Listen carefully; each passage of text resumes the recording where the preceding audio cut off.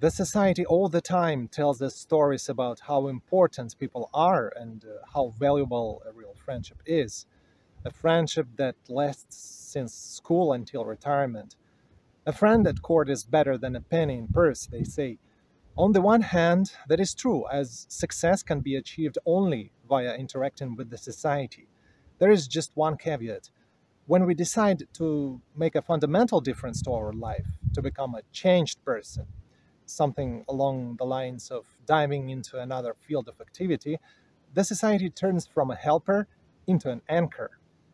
You might have experienced that when you try to change something in your life, and as if on cue, your buddies and the close ones say, "Come on, why would you need it? Stop messing around. There is nothing good for you there." Pretty discouraging words, aren't they? Well, if you decide anyway to continue moving and there is hope in your heart that comrades or colleagues will support you, everything becomes really tricky. Because the people you expect to receive praise from can't see your achievements in a new field. In fact, they are just bound not to notice and ignore your feats. It's not every man that is able to bear this bitter truth.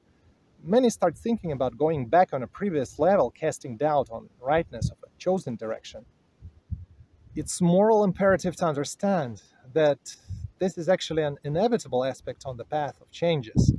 Whatever you think about people that you call your pals and the close ones, they are able to perceive you as nothing else but as a particular social function.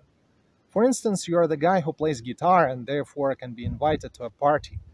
But in case you became a recording engineer, maybe even a good one, this logic doesn't apply. Why would anyone need a recording engineer at a party? When we switch an area of activities and thereby bring significant changes in life, our social circles struggle to understand a new function that we perform. They are baffled about what they need us for in their lives.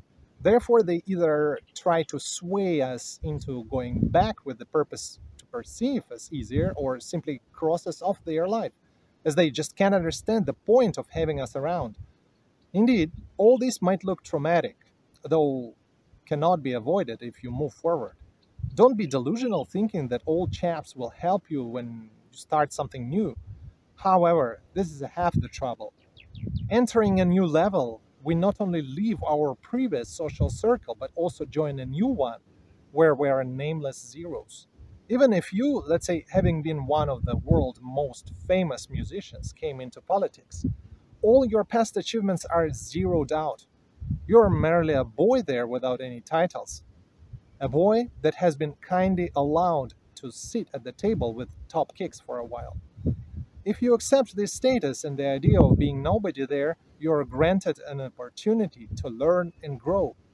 You obtain a possibility to become equal to them. It will not happen if, in contrast, you're puffed up with your past feats as a new social circle doesn't need you in this capacity. So, these two aspects, when your old environment doesn't let you go and a new one doesn't accept you, force people to do something that under no circumstances should be done. People might start to think that they are able to turn back.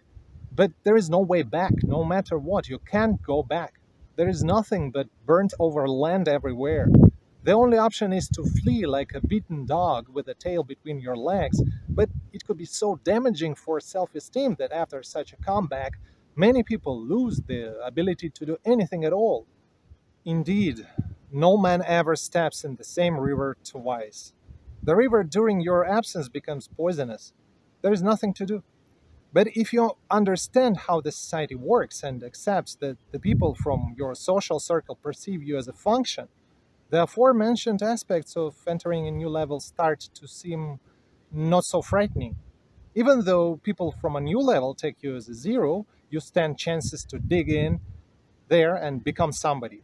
Just don't be afraid and do not overestimate yourself. Lay low and learn.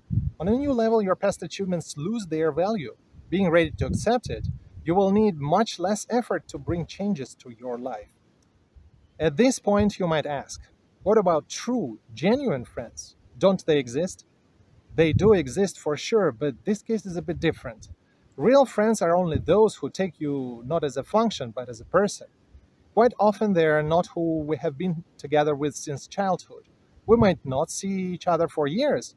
Such people will never talk us out of changes. They see us in our entirety.